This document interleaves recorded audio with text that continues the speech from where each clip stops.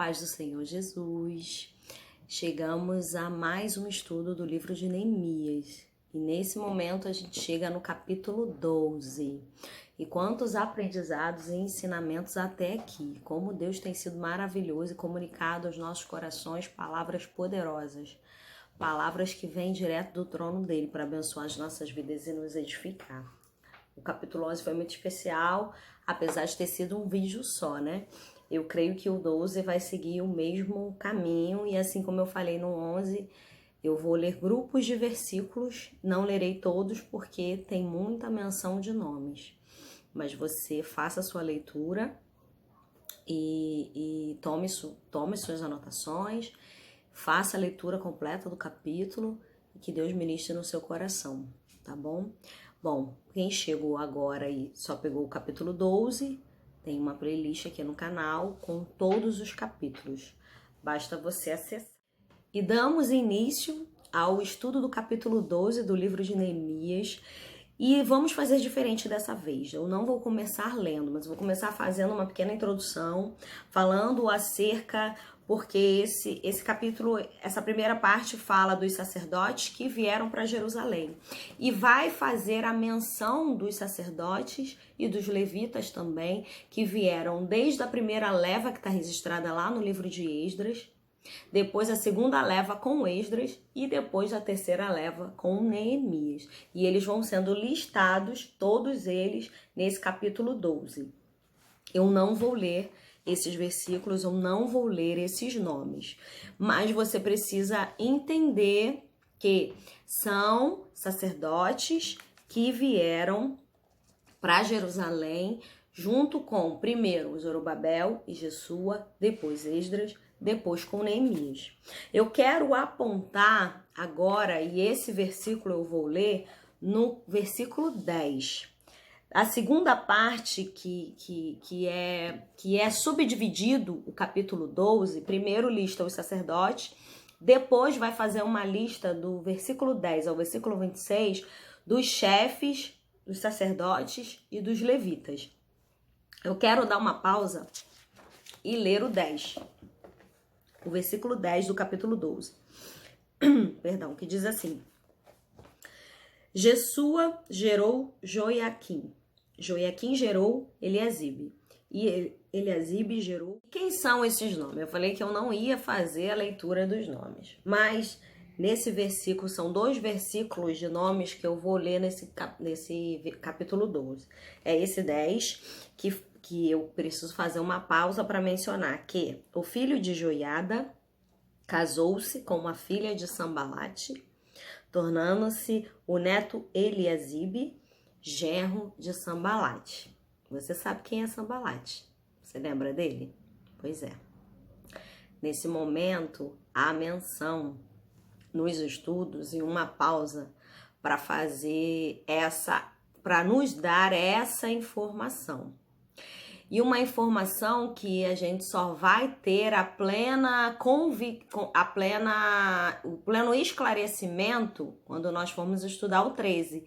Inclusive é o último capítulo do livro de Neemias, não se fosse você eu não perdia. Mas eu preciso agora dar essa pausa.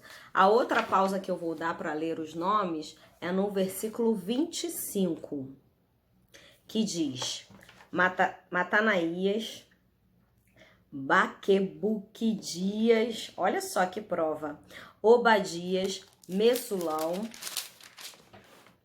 Talmon e Acube eram porteiros e faziam a guarda aos depósitos das portas. Mas esses nomes super difíceis, trava-língua, eles também, olha a observação, a filha de Mesulão casou-se com Joanã, filho de Tobias, tornando Mesulão e Tobias parentes. Mesulão era um dos porteiros.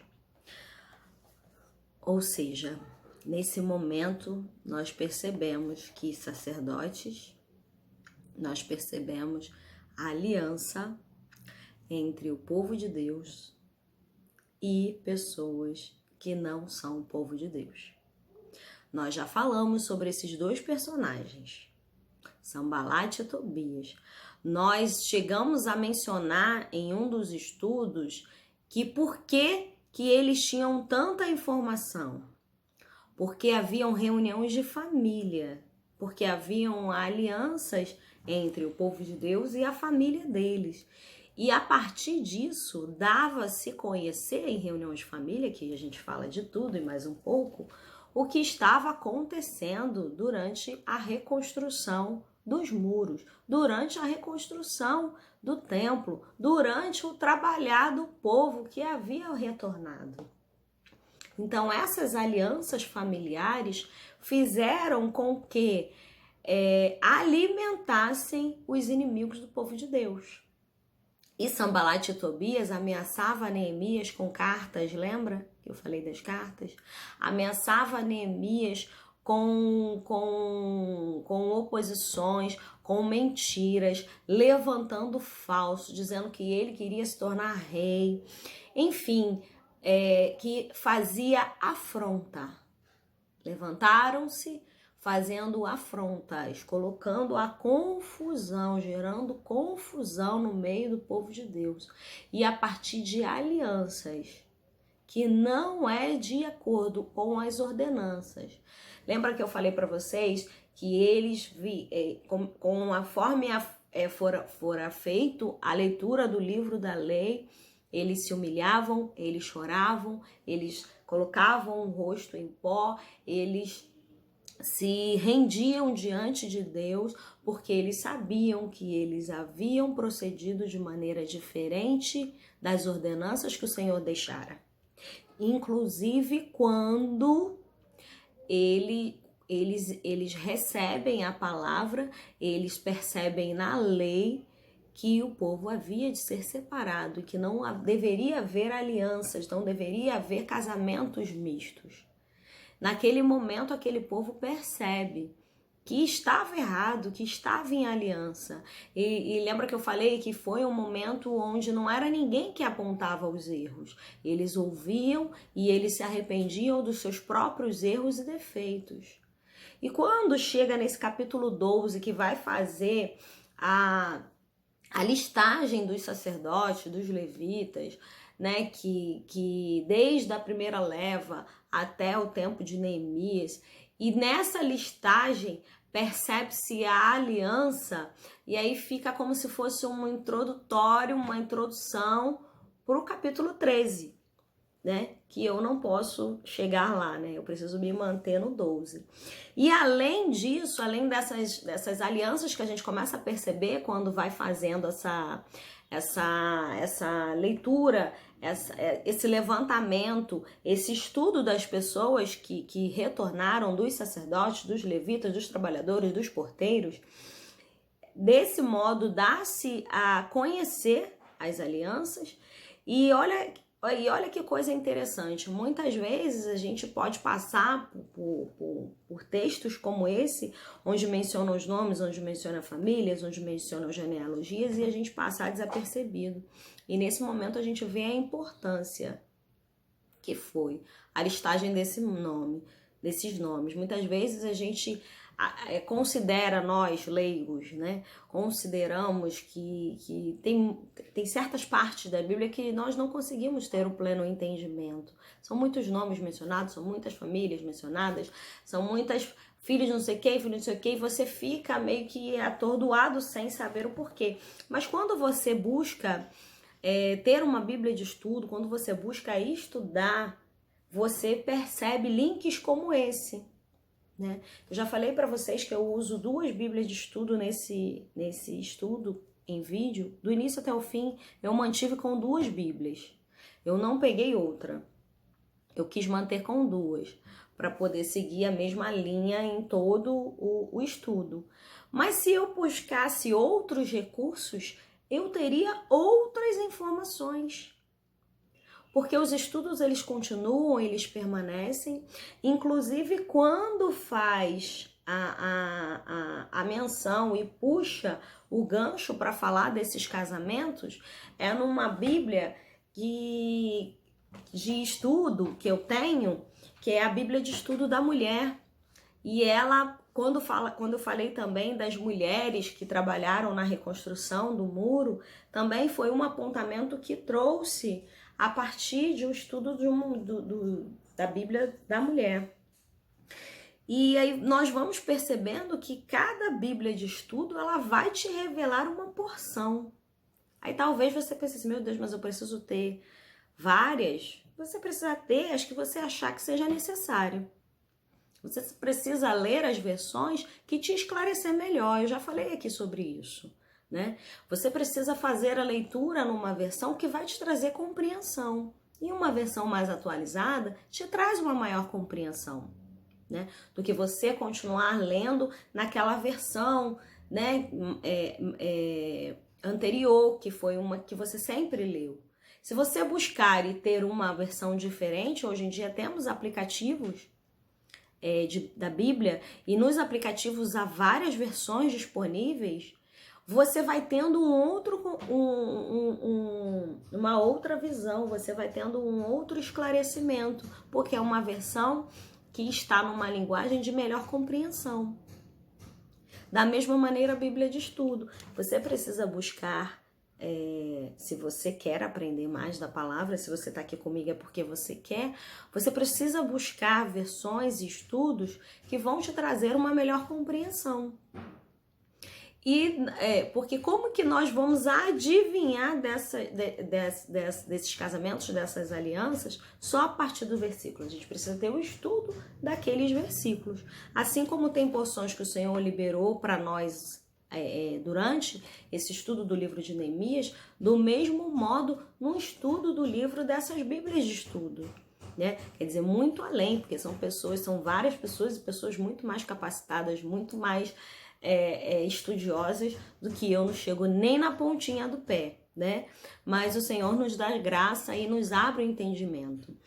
E desse modo a gente vai percebendo a aliança, que dá o gancho para o capítulo 13. Mas o que é essa listagem? O que isso tem a ver? Né? Às vezes a gente vê a listagem e a gente fica sem entender. Tudo isso era para fazer, para concretizar o que acontecia no tempo de Davi. Aí eu anotei que foram convocados para estarem de frente, estar na fronteira, estar na frente, para o louvor, para dar graças a Deus. Então foram convocados quem? Os sacerdotes, os levitas. Para o quê? Para estar de frente, para estar dando o exemplo, para começar por eles. Lembra que eu falei? Era um povo que estava começando a ser instruído. Era um povo que não tinha nem mesmo a mesma língua, porque foram filhos que nasceram no cativeiro, foram pessoas que não foram educadas, que não foram alfabetizadas na sua língua pátria, e sim uma outra língua. E quando nós lemos mais atrás, quando era feita a leitura e os sacerdotes e os levitas iam explicando na língua deles, nós vamos percebendo o quanto eles foram perdendo identidade. E nesse momento de reconstrução, nesse momento do aprendizado, no momento do capítulo anterior, onde foi uma renovação de alianças, nós vamos entendendo que aquele povo estava se identificando novamente, tomando posse, né? Tomando posse. E nesse momento, muro construído, tudo edificado, eles estavam ali reunidos, dando graças a Deus. E os levitas e os sacerdotes tomando a frente, como se fosse a direção do culto, né? E a partir do versículo 27 até o 43, é intitulado como a dedicação dos muros. E o que acontece? Eu vou ler alguns versículos. Que diz assim, na dedicação, versículo 27. Na dedicação dos muros de Jerusalém, procuraram os levitas de todos os seus lugares para fazê-los vir a fim de que dedicassem com alegria, louvores, cantos, símbolos, alaúdes e harpas. Ou seja, um grande ministério de louvor, um grande coro, um grande coral. Buscaram de todas as partes. Lembra que eu falei? Eram várias cidades. A Terra Prometida com suas porções em várias outras cidades, além de Jerusalém. Então, procuraram os levitas e fizeram vir a Jerusalém. Todos esses. Imagina o grande encontro, o grande ajuntamento. todo, olha só, com alegria, com louvores, com canto, com símbolos, com alaúdes e harpas. No 28, ajuntaram-se os filhos dos cantores, tanto da campina, dos arredores de Jerusalém, como das aldeias dos Netofatitas, como também de Bet-Gilgal e dos campos de Geba e de Asmavete, porque os cantores tinham edificado para si aldeias nos arredores de Jerusalém. No capítulo anterior, nós fomos listando conforme entre 10, 1 para 9, né? Ia sendo lançado sorte para habitar em Jerusalém. E os outros habitavam ao redor. E nós fizemos a divisão do estudo mostrando aqueles que habitaram em Jerusalém, depois aqueles que habitaram na cidade de Judá, depois aqueles que habitaram nas aldeias. Aqui está dizendo dos levitas, dos cantores, que habitaram nas aldeias e que também foram chamados, né? No 30, purificaram-se os sacerdotes e os levitas, que também purificaram o povo e as portas do muro. E nesse momento, quando eles são chamados e todos se achegam, para poder haver esse momento de ação de graça, esse momento de louvor, esse momento de grande celebração ao nome do Senhor, primeiro foi necessário, quando eles chegaram, uma purificação. Primeiro eles se purificam, primeiro eles se achegam, depois eles se purificam, para depois sim purificar o povo e as portas e os muros, né? Eu anotei aqui 52 dias que foram a duração da reconstrução daqueles muros. E depois dessa reconstrução, a dedicação, o oferecimento, a bênção do Senhor sobre a obra que foi findada. Então, os levitas se chegam, os levitas se purificam, purificam o povo, purificam os muros, as portas, os portais, e depois desse tempo de purificação é que vai acontecer algo no versículo 31. Mas antes de falar do versículo 31, eu quero dar uma pausa para poder falar um pouco mais do que o Senhor tem colocado no meu coração sobre essa parte da purificação. Nós precisamos nos purificar, nos apresentar diante de Deus, nos colocarmos diante do Senhor, em cumprimento da palavra que nós lemos. Eu já falei isso aqui, que nós lemos lá em 1 Coríntios, quando a gente fala que cada um deve examine-se o homem a si mesmo. Nós precisamos fazer esse exame, essa análise, essa purificação. Naquele momento, os sacerdotes, antes de chamar o povo para a purificação, eles fizeram por si mesmo. Por que o povo não fez por si? Talvez seja a sua pergunta. Porque naquele tempo não era esse o entendimento. Naquele tempo eles precisavam vir ao sacerdote, e o sacerdote que apresentava a oferta, que chegava diante de Deus, que intercedia. Hoje, eu e você temos livre acesso. Hoje, eu e você podemos nos achegar diretamente a Ele. Hoje, eu e você não precisamos de chegar a alguém para que esse alguém nos apresente diante de Deus. Hoje o acesso é livre. E se o acesso é livre, você está se achegando como? Você está se apresentando como? Você está se colocando diante de Deus? Você está se apresentando? Você está pedindo perdão dos seus pecados? Você está fazendo expiação pelos seus erros? Você está se colocando diante dele? Como você tem se apresentado? Então, cabia a quem? Cabia aos sacerdotes estar na brecha. E na sua roupa, quando eles entravam, haviam sininhos e uma corda amarrada no seu calcanhar. E quando eles demoravam a sair, se puxava. E se eles não estivessem bem com Deus, eram fulminados lá dentro. E muitas vezes, hoje, A gente não tem esse rigor da lei. A gente está no tempo de graça. E aí a gente acha que é graça sobre graça, que não precisa se apresentar, que não precisa se purificar, que não precisa pedir perdão, que não precisa entrar no concerto com Deus, que não precisa fazer uma aliança, renovar uma aliança, como eu falei.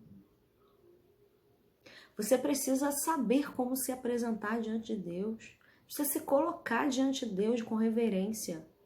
Naquele momento, os sacerdotes, eles se colocaram. E depois que eles se colocaram, eles estavam prontos para purificar o povo. E depois prontos para purificar as portas e para purificar o muro. Será que você está pronto para apresentar a sua família?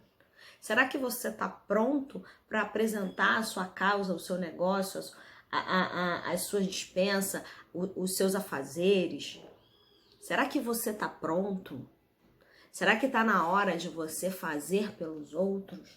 Será que você tem feito por você para poder fazer pelos outros? Primeiro a gente se alinha com Deus. Depois a gente traz outros para se alinhar com Ele. Mas primeiro a gente dá conta de nós mesmos para poder trazer. Porque se você não der conta de você e você ainda trazer outros, você não consegue sustentar. Porque a retaliação do inferno vem sobre a sua vida. E se você não estiver no estreito, você não consegue se manter. Então, por isso os sacerdotes se apresentavam, se purificavam primeiro, para depois cuidar dos outros, né? Nos aviões, quando descem aquelas máscaras, qual é a indicação? Primeiro coloque em você, para poder botar no outro que está do seu lado. E talvez na nossa mente a gente pense, não, primeiro eu vou botar no meu filho. Não, primeiro você precisa cuidar de você para você poder cuidar do outro. Primeiro você precisa estar bem com Deus para você poder levar uma outra pessoa a Deus. Precisa estar bem resolvido com Ele. Precisa estar no estreito com Ele. Precisa estar purificado nele. Pedir a Deus, e isso é algo que nós precisamos fazer constantemente. E a gente vai aprendendo no dia a dia, nos colocarmos diante dele. E depois que você se coloca, você traz os outros. Você abençoa as outras coisas.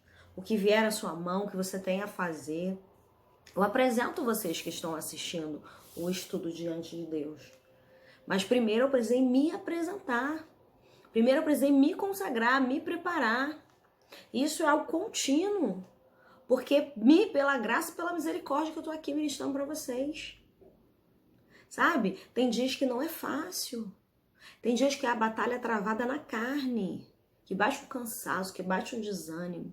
Tem dia que a gente lê e não entra. E a mente parece que não consegue tomar o entendimento. E é a luta travada. Noites de sono perdidas. Porque a impressão que tem é que não consegue parar para poder haver o descanso. E aí a gente precisa descansar para poder no outro dia estar bem, para poder trabalhar para o Senhor. E muitas vezes, por a gente não nos achegarmos a Ele, a gente não consegue vencer pequenas limitações físicas. A gente não consegue vencer. Porque há um peso sobre nós. Há um peso. Quando você começa a caminhar, você vai sentindo o peso. Você vai sentindo a dificuldade. Às vezes chegar na igreja é um desafio. E você precisa vencer esse desafio. Muitas vezes chegar diante do altar, ouvir a palavra, às vezes vem um sono incontrolável.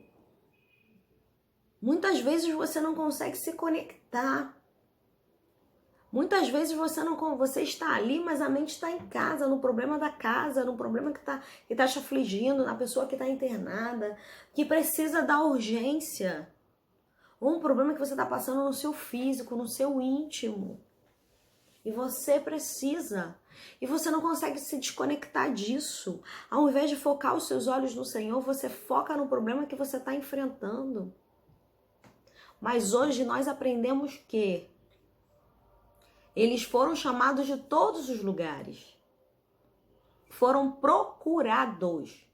Talvez tenham chegado os levitas e sacerdotes até aquele ajuntamento que estavam escondidos, que estavam com seus talentos parados. Porque lembra que eu falei para vocês? Era um retorno, era uma renovação, era uma busca da sua própria identidade.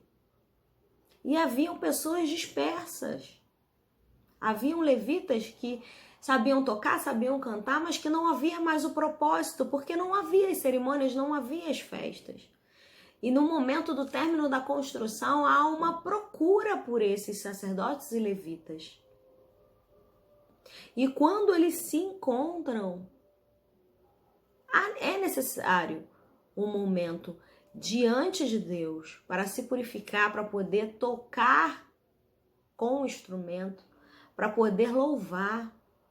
Porque eles foram chamados para um ajuntamento para celebrar uma cerimônia, para celebrar as cerimônias que seriam feitas a partir daquele término da construção. Havia algo que era necessário fazer, e para fazer precisava estar pronto, purificado, para poder cuidar dos outros, para poder apresentar aos outros.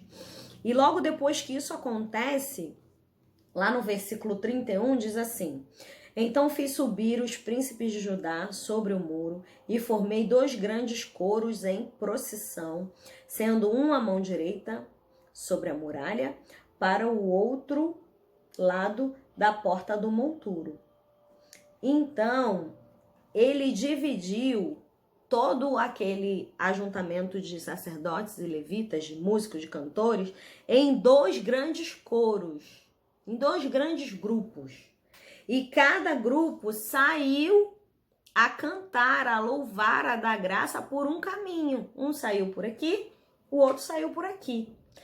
Quando eles se encontram, aí é mais à frente, eles vão saindo e eles vão saindo por um lado, saindo pelo outro, e no momento eles se encontram na casa do Senhor, que está dizendo lá no versículo, no 40. Então ambos os coros pararam na casa de Deus, como também eu e a metade dos magistrados comidos. Quem está falando isso é Neemias. Então sai um grupo daqui, sai o outro grupo daqui, e eles se encontram de frente à casa do Senhor, de frente ao templo. E ali unidos eles dão graças e eles louvam. Um grande ajuntamento, um grande coral, um grande grupo de adoradores, um grande grupo de pessoas louvando, adorando o nome do Senhor, um grande momento de avivamento, um grande momento de louvor, de honra, de glória diante do Senhor, um grande encontro desses 2 grupos que saíam um para um lado, um para o outro, o destino era onde? Era se encontrar na casa de Deus. Olha que coisa mais linda! A palavra de Deus, ela é maravilhosa, ela é linda. E Neemias também se encontra com nesse grupo de frente à casa de Deus. Quando se encontravam, davam graças. Quando a gente chega na nossa igreja, quando você sai da sua casa, eu saio da minha casa e a gente se encontra na casa do Senhor, é pra gente dar honra, glória, graças ao Senhor. Porque o teu caminho é diferente do meu caminho, mas a gente se encontra porque a gente tem algo em comum, que é o Senhor. A gente tem um lugar em comum, que é o Senhor. Talvez você não frequente a mesma igreja que a minha, mas no momento que eu chego na minha e você chega na sua, nós estamos conectados. Porque a nossa conexão é nele. Então a gente se encontra para se conectar, para dar glória, honra, louvor a Ele. Então você sai por um caminho, eu saio pelo outro caminho, e o destino é só um, a casa do nosso Deus. Que coisa mais linda. Deus é maravilhoso demais. Mas vamos prosseguir, senão a gente não encerra. E no 43 diz assim: no mesmo dia ofereceram grandes sacrifícios e se alegraram, pois Deus os alegrara com grande alegria. Olha só, que coisa redundante. Pois Deus os alegrara com grande alegria. Também as mulheres e os meninos se alegraram, de modo que o júbilo de Jerusalém se ouviu até longe. Quando se encontram ao barulho, Você já ouviu esse falar do barulho do povo de Deus? Que o povo de Deus é barulhento? Você já ouviu isso? Pois é, quando nós nos encontramos para dar honra, glória, graças ao Senhor, nós fazemos barulhos. Nós falamos glória a Deus e aleluia. Nós falamos em línguas, nós ministramos, nós cantamos, nós louvamos, nós adoramos. E se fez ouvir de longe o grande encontro do povo de Deus. E se fez ouvir de longe. Vieram sacerdotes e levitas de todos os lugares. Foram procurados, foram achados, se encontraram, se purificaram e saíram cada um para um lado e se encontraram. E no momento do encontro, na casa de Deus, uma grande cruzada, uma manifestação da glória de Deus, um grande encontro de louvor, um grande momento de adoração. Olha que coisa mais linda, Deus é tremendo e maravilhoso. A partir daí, isso tudo aconteceu no momento que encerra-se o muro e se sai a consagrar tudo aquilo que foi feito. Logo depois, a partir do versículo 44, já se intitula, esse capítulo 12 já dá um outro tema para essa outra parte do versículo, que vai falar sobre a manutenção dos sacerdotes e levitas. E o texto diz assim, no versículo 44, eu vou ler do 44 ao 47, que diz assim: Ainda no mesmo dia se nomearam homens para as câmaras dos tesouros, das ofertas, das primícias, dos dízimos, para juntarem nelas das cidades as porções designadas pela lei para o sacerdote e para os levitas. Pois Judá estava alegre, porque os sacerdotes e os levitas ministravam ali. E executavam o serviço do seu Deus e da purificação, como também os cantores e os porteiros, segundo o mandado de Davi e de seu filho Salomão. 46. Pois já outrora, nos dias de Davi e de Asaf, haviam chefes de cantores e cânticos de louvor e ações de graças a Deus. Todo Israel, nos dias de Zorobabel e nos dias de Neemias, davam aos cantores, aos porteiros, as porções de cada dia, e consagrava as coisas destinadas ao levita, e os levitas as destinadas aos filhos de Arão. Então, nesse momento, a alegria era muito grande, o regozijo era muito grande, e naquele dia foi nomeado. Olha quanta coisa que aconteceu naquele dia, naquele ajuntamento. Olha quanta coisa quando chegaram todo mundo que estava distante, todo mundo que estava desperto, juntou todo mundo. Um grande momento de ministração, de louvor, de graça, de honra, e também no momento de responsabilidade, no momento de nomeação daqueles que cuidariam do tesouro da casa do Senhor, daqueles que cuidariam das ofertas, dos dízimos, da porção que o Senhor já havia dito lá na lei, e nos tempos de Davi e Salomão acontecia, e nesse momento também acontece a porção dos levitas, a porção do sacerdote, porque eram pessoas que eram separadas para viver da obra do Senhor. Eles não tinham a sua terra como possessão, eles não tinham o seu trabalho secular. Eles viviam do serviço da casa de Deus. Eles viviam de fazer a obra do Senhor.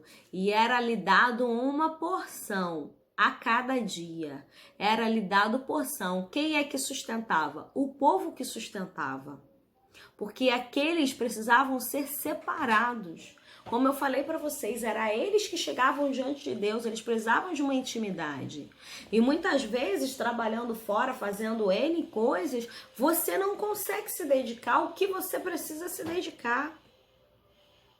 Há um tempo gasto em estudo, em orações, em consagração, em se colocar diante de Deus para poder conseguirmos entregar algo. E como que o povo, como que o sacerdote, como que o levita, como que ele vai viver se ele precisa dedicar aquele tempo, dedicar a sua vida em fazer a obra? Ele vai viver de porções que são dadas pelo povo, assim como deixou na ordenança. Deus, ele é sábio demais, ele o que ele colocou lá atrás, lá quando ele chama para ser o povo separado, quando ele chama, quando ele deixa os mandamentos, quando ele deixa as ordenanças lá do tempo de Moisés, nos alcança essas ordenanças até os dias de hoje. Porque quem se coloca para fazer a obra de Deus recebe porções. Talvez a pessoa fale, mas como é que consegue? Como é que consegue tempo? Enquanto nós cuidamos das coisas do Senhor, o Senhor cuida das nossas coisas. E Ele não deixa faltar. E Ele é fiel. E Ele é poderoso. Então, muitas vezes, há um receio, há um medo. Esse medo já me dominou. Em parar tudo e cuidar das coisas do Senhor. Mas esse ano nós vivemos um ano atípico. Um ano onde foi necessário parar todas as coisas.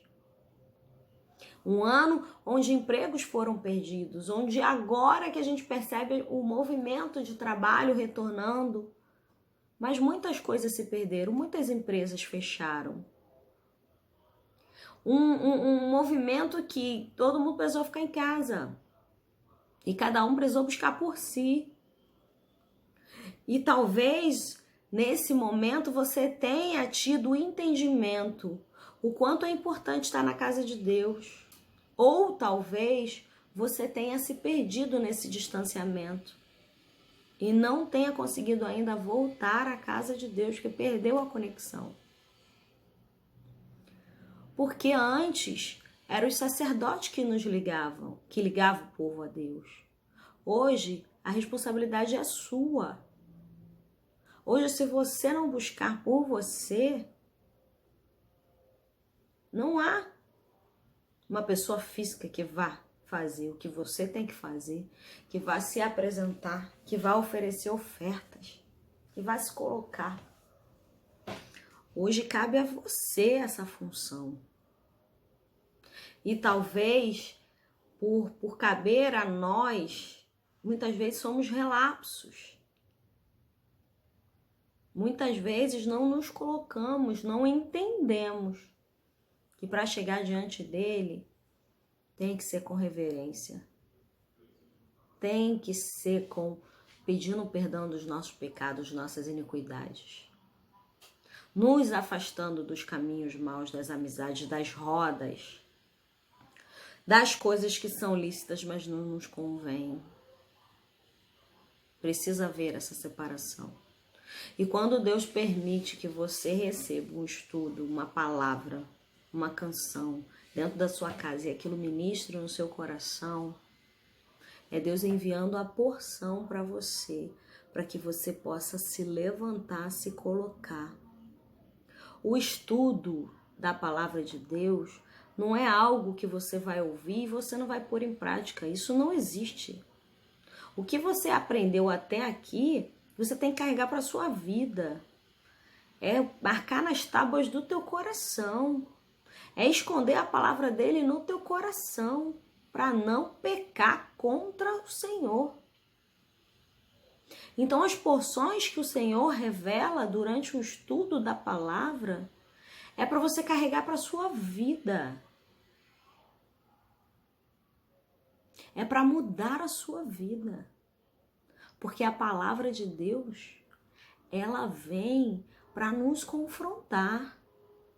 Ela vem para nos sacudir, para nos pôr de pé. Ou se estamos muito em pé, para nos pôr de joelho. Para nos fazer enxergar como precisamos estar diante dele. E se você escolhe viver para servir, assim como naquele tempo os levitas recebiam a sua porção, porque Deus já havia determinado, assim é nos dias de hoje. O Senhor provê. O Senhor abre porta que não existe. Ele envia porções e te abençoa de maneira extraordinária. Eu encerro aqui o capítulo 12 e vamos para o último vídeo do capítulo 13. Que Deus te abençoe poderosamente. em nome de Jesus.